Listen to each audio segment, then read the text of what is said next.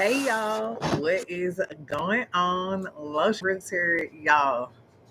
We are at the tail end of our second semester of this education doctorate program, and I'm still smiling. Like, I am very excited. I really wanted to tap in because I have wanted to do like more recordings. I thought I was gonna be like on it, on it, on it. And yeah, so here we are. It's April. I have submitted all of my assignments, all of my papers, and I feel really good about it because I know um, for some of my classmates, it has been a journey. One of our instructors, she always says, don't let a paper due date lap you. We're taking two classes right now. Everybody's taking two classes right now. And so you have different due dates for papers in each of the class. And I'm in the class with superintendents, other central office leaders, principals. And oh my God, I can only just imagine sitting in that seat and then still having this work to do. So I say all of that to say I'm very grateful that I have all of my work done. We just have a presentation in each of those classes that we're preparing for, and then that'll be the end of second semester. Summer starts literally. Summer starts. Our summer session starts, I think, like May 20 something. So like we'll get a break for a short amount of time, but then summer session is starting right after, which I'm very excited for. So this is a 3-year program. I mentioned it before. For those of you who are new to my journey on this process, I am back in school. I am getting my doctorate in racial and social justice from the University of Missouri St. Louis. One of the things that I wanted to do was to actually just discuss um, what it's like returning back to school and working on this doctorate. So there are a few papers that I have most recently submitted in regards to some books that we have been reading. And I will say this, all of the readings just are so amazing. I'm trying to pull up, I want y'all to know the title. I want you to know the title of the papers. And then the last book that I finished was CRT, and it's really just talk about the actual genesis of critical race theory, breaking it down, talking about how it started off as a theoretical framework that was used in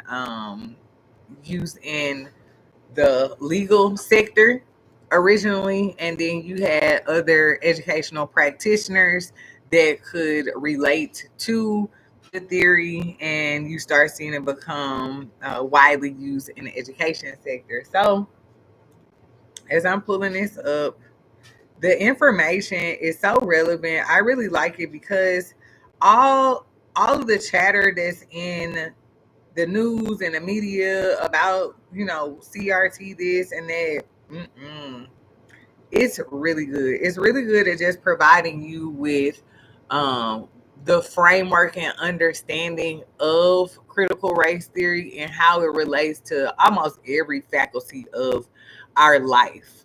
And it's so interesting that it started as a theoretical framework that was used in the legal sector, but just really understanding that here in America, we know the structures that exist and being able to have language. And I think lawyers are very good at being able to utilize and frame language around a concept. So it's almost like a no brainer that it would come out of the legal sector, for lawyers wanting to find the language to use. But it's really, just a very good description or theory related to just this class structure, this white supremacist structure, that we have here in America. And it's okay just to be well versed. That's what I really like about it, because it's like whether you know agree with like culturally responsive trainings or just anything to do with just having an understanding, whatever, this really gives you the information that pinpoints, certain um, instances or issues as being systemically created this way. So that's where you get the whole critical race theory and this framework. So I'm just gonna read you the titles of my papers because I'm a nerd and I want to do that. So the first reflection, this was for my learning communities class, and that's where we read like a lot of different literature. But really, we were focused this semester on identifying, because it's a cohort method, meaning we will write our dissertation along with other classmates. And so this particular class focused on helping us to identify with people who had similar areas of interest as far as things that we wanted to study within respects to racial and social justice. The people who I have found myself grouped with, we are all interested in culturally responsive professional development and really understanding the different tenets that make it transformational and sustainable. So I'm really excited about that. So this one particular class, the first reflection, I titled it Grouping Matrix Reflection as Learning Community 3. Like it wasn't like title, but what it did was basically talk about the different strategies that our instructors use to group us, which we had to do different activities to where we just kind of brain dumped on a board and then kind of found people who had similar interests, and then our instructors like made groups and rooms based on the things that we were brain dumping that we were interested in. Then you could visit those different groups, talk to the people in there, and that was a really cool process. And so we did that the better part of the semester. So I probably talked about that in one of my previous videos about where we were. It was like shopping classmates. And so now there are two people that are in my group currently. One is an administrator, a principal. The other is a counselor. And so we all have an interest in culturally responsive professional development. My second reflection for this was based on the book, The Color of Mind. I titled this Reflections on a Manufactured Achievement Gap. So I think I previously talked about The Color of Mind book. If not, this book was really good at showing how the achievement gap here in America, as far as it relates to race, was basically manufactured. All of the different tests, such as the IQ test, the different tests to get into the military and things like that, once it became integrated, all of these measures to show where African Americans were lacking in intellect really started to create this achievement gap, knowing that it is predicated off of our performance on a Eurocentric assessment.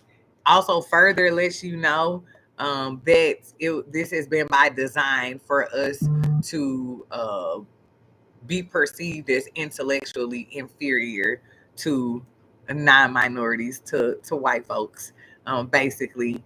And The Color of Mind just does an excellent job of providing the chronological order of how things have progressed in America.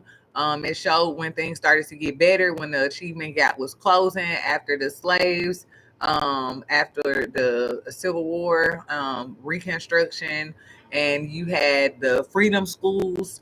And then you really had a high focus on African Americans and literacy, and you saw that achievement gap started to decline rapidly, very quickly. But then you saw how they start pulling funding, right? Kind of the same things that's going on now. If we bring it back to current times with a lot of federal programming ending, we've seen a lot of progress in certain areas, and now, it's like pulling funding, but we see the needs, funding certain things, early childhood programs, XYZ, all the, you name it, and funding is now being pulled from it. But as it relates to the book, The Color of Mind, really showing how this achievement gap has been manufactured. So I really appreciated that book. My other paper, which was on the CRT book, this one is called Reflection Analysis of CRT. And basically, I talked about the different terms that I've heard in the industry as a practitioner, but really being able to understand how it's being utilized to benefit this structure, namely interest conversion. And so understanding, even with like having programs that have been federally funded, or having certain initiatives like DEI, things like that, it's because of the interest convergence that actually drives it. And so what interest convergence actually means is that it seems that we are giving a leg up, some assistance, so to speak, but it's only because in some way it's going to benefit mainstream white Americans. And so talking about interest conversion as it relates to critical race theory and things like that. And then you also see too, I focus in this text. I have to go to it. In this text, I'm gonna just read this part. So I have a paragraph that's titled, but really, what is CRT? The book does an excellent job of actually providing an introduction and historical overview of CRT. As a Black woman here in the United States, born and raised, I can observe my daily experience as very racialized. The book opens with the colorful descriptions, posing scenarios of small daily infractions and how they might be experienced differently depending on the race of a person. The opening resonated with me greatly, as even these small encounters, such as paying a cashier or engaging with someone at the gym, can often be heightened racialized experiences. Understanding this for others, and particularly non-minorities, is what I sum the total goal of CRT should be used for in enhancing race relations. CRT, being most notable for its contributions to the legal industry, has gained accelerated traction in the education industry and grown over the years. The scholars who are referenced in this book, such as Gloria Ladson Billings, are notoriously culturally responsive practitioners who have magnified the relevance of CRT in education. It is essential to be well versed at the interplay of legal complexities, education, economics, and other pillars of society that are greatly impacted by race. As an educator, having a hyper focus on culturally responsive instruction, and now being a consultant, being able to have these scholars and frameworks to reference has made the work more clear. It is as if the pre-work has been done and you now have a template. So that was what I basically summed, the goal of CRT. I wanted to. Oh, this is really good. This is interesting. Me and my son were having a conversation since I mentioned interest conversion. There was the next section, understanding the interest convergence, understanding interest convergence. The section of the book outlined the hallmarks of CRT, were very insightful. The term that I've heard referenced many times but never truly grasped until now has been interest convergence. Understanding how the United States has used the positioning of African Americans' plight for the purpose of interest convergence for white elites was made so plain and simple. There have been conversations that I have previously had where I have referenced the collective action of the government as being a strategic move in the name of capitalism. I recall saying that when the slaves were free, it was only because the labor could now be taxed. You can draw the parallels to indentured enslavement movements and other harsh realities Blacks face once free. And when studied, these are prime examples of interest convergence. My son and I were talking, and the idea of interest convergence came up as it has been used in a large propagandist movement to solicit the American dream. And this obviously was an actual conversation that I had with my son. The book notes how African Americans assisted in some of the most influential foreign wars. It is documented that the government wanted to create a bigger image of America on a global front, and that's when we see the wins of the NAACP in regards to desegregation of schools and other victories. These points of interest convergence were also to forestall the potential of civil unrest with African American soldiers who had just returned home from service. That was so interesting because there is documents that the government has that they wanted to ensure that the black people who had just came back home from wars, right, that they didn't just cause some civil unrest, because it's almost like how theirs come back to the US and not have rights when we were just fighting this war. So because of interest convergence, they wanted to make sure it was their best interest to give us some rights. Okay, so because they didn't want unrest, that's when they had certain things where you could buy a home, or things like that, or your child could attend school, desegregated school, things like that. So these points of interest convergence were to forestall the potential of civil unrest with African American soldiers who had just returned home from service. I consider the American dream I consider how the American dream has been shaped to foreigners. It has been created by capitalistic interest convergence. It is sold by creating an image that if African Americans can now enjoy these privileges of serving in the military, free education for their children, and even home ownership, this is something that they too, as foreigners in this country, without noting the reality of our Western society. Okay. The extreme debt culture. Wait, I'm sorry.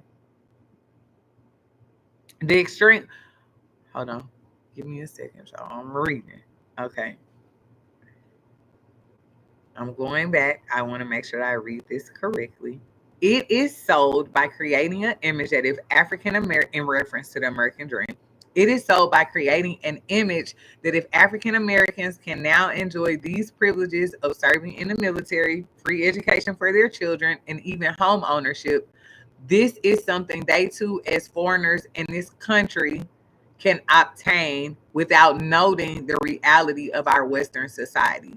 The extreme debt culture, the impact of racial bias that dictates opportunity, and those same very pillars of the American dream, such as housing discriminations, are not disclosed. Interest convergence has done an excellent job of selling an image of America that is far from true, all for white elite profits. All right. I'm sure you don't want to hear me read my paper, but again, that was just like super, super interesting that I learned from the book. The other papers that I wrote were reflections from a research methodology book that we read. I talked about that, research methods for social justice and equity in education.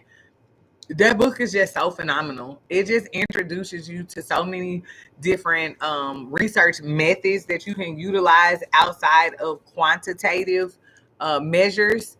And I just really like its boldness in speaking about how quantitative measures are a form of oppression, because typically, numbers have been used to marginalize people and to keep marginalized groups still oppressed.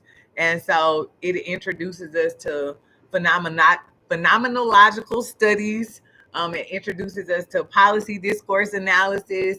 It introduces us to critical race theories and all of the different crit theories. It just introduces us to so many different qualitative research methods and things like that. But that's it. That's where we are. So now, final presentations. All of my papers are in. I have A's in both classes. Woo, woo, just want to say that. Duh. But we have presentations in each class that really kind of get us to think about what we want to focus our research on as a group in our cohort. What we want to focus our research on. So we're answering potential research questions, things that will guide our research, what we'll need, and different research methodologies that we are interested in using, in which critical race theory, policy discourse analysis, narrative analysis, phenomenological study, and that's where we just basically kind of interview participants from who have participated in culturally responsive professional development, just to get their experience, the impact, and just what they went through. So yeah, I'm excited. Again, I just wanted to make sure I'm doing my due diligence as I document the process. So we're about to be done with year one, y'all.